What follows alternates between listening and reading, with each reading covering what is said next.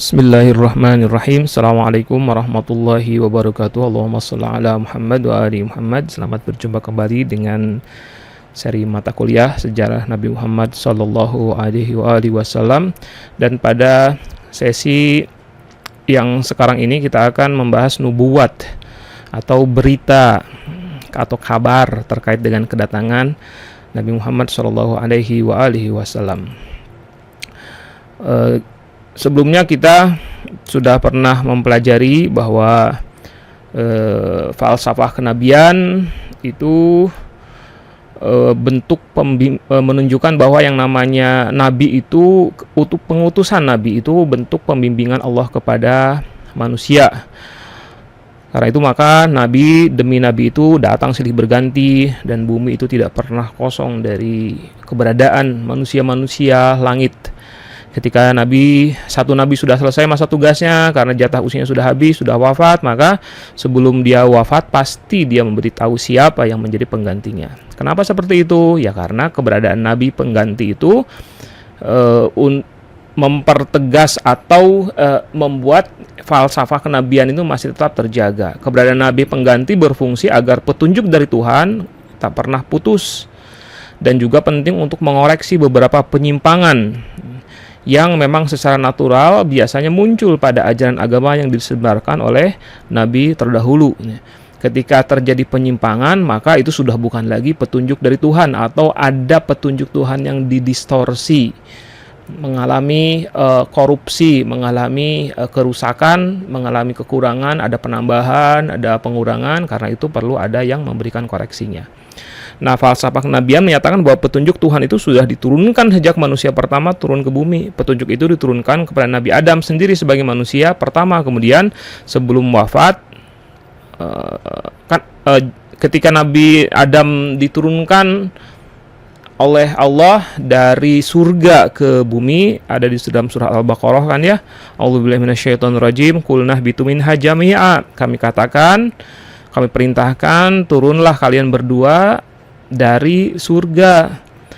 Kemudian fa imma ya'tiyannakum minni huda, maka ketika datang kepada kalian petunjuk, faman tabi'a hudaya, maka ikutilah, karena siapa saja yang mengikuti petunjukku, kata Allah, fala khaufun alaihim wala hum yahzanun, maka tidak ada kekhawatiran bagi kalian kepada orang-orang yang mengikuti petunjuk tersebut, wala hum yahzanun, dan juga tidak ada yang namanya kesedihan pada mereka.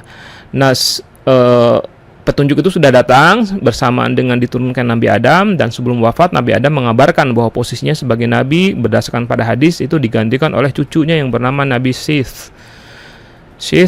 Sebelum wafat mengabarkan bahwa penggantinya adalah Nuh yang dikenal dengan nama Idris sebagai nabi pengganti, dan begitu seterusnya. Adanya berita dari nabi sebelumnya menjadi syarat dan bukti kenabian seseorang. Jadi salah satu syarat bahwa ketika seseorang menyatakan diri aku adalah nabi, itu haruslah sebelumnya sudah ada bukti yang menunjukkan bahwa nabi sebelumnya mengabarkan tentang kedatangannya.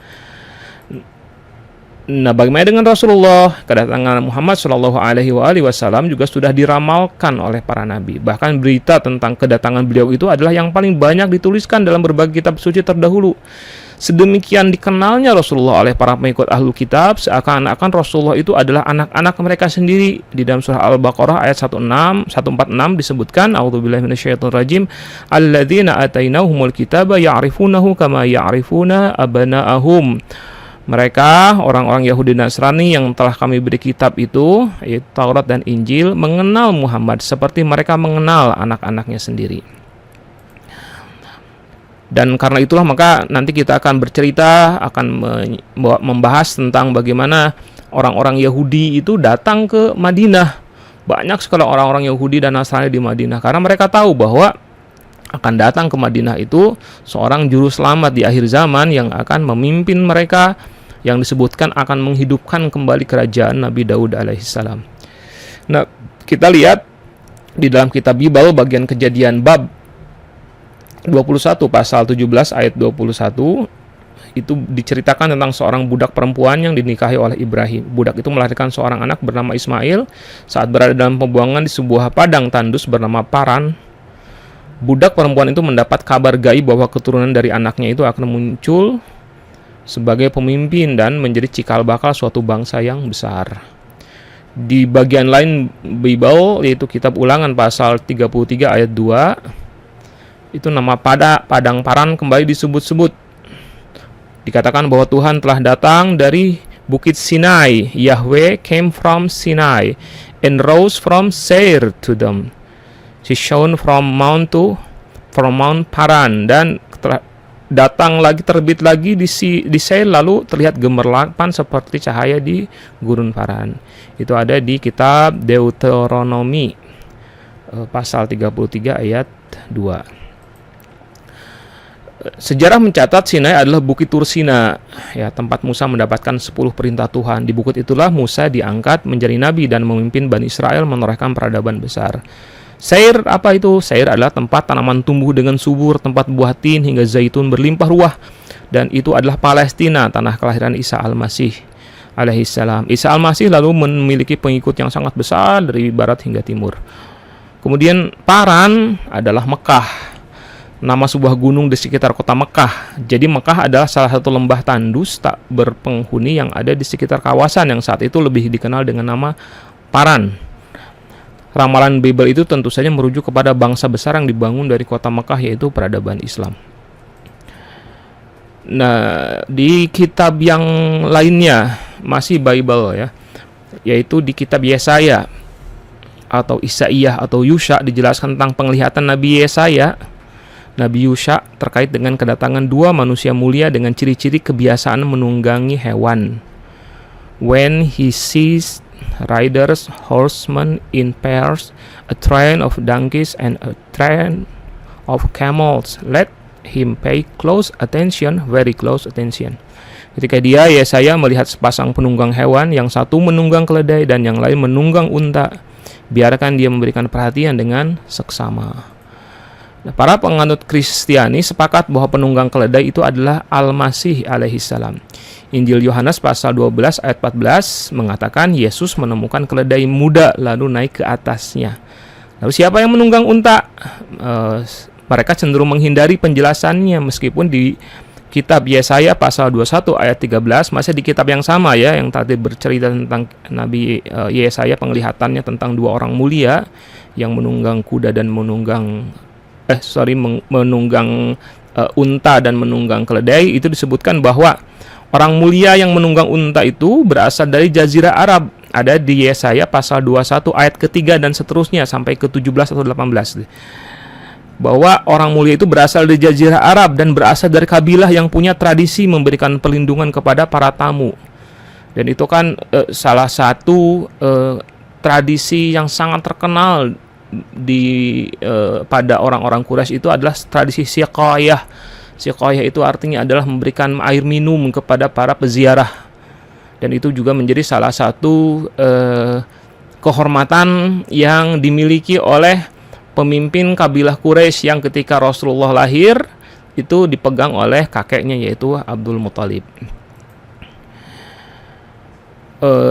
Kemudian di dalam kitab Nabi Daniel pasal 34 dan 35 dituliskan tentang mimpi yang datang kepada Raja Babilonia bernama Nebukadnezar tentang runtuhnya sebuah batu gunung yang menimpa patung.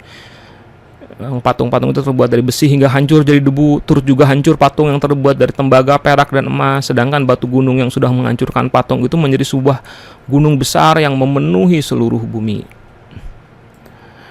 Mimpi itu dikatakan oleh Nabi Daniel memiliki makna tentang imperium-imperium yang berkuasa di dunia, tapi kemudian hancur, dimulai dari Babilonia yang menjadikan kepala emas sebagai simbol kerajaan. Lalu setelah Babilonia hancur, muncul Imperium Kaldan dengan simbol kerajaan berupa batung yang terbuat dari perak. Kaldan runtuh, datang masa kecemerlangan Yunani di masa Alexander Macedonius dengan simbol tembaga, gitu.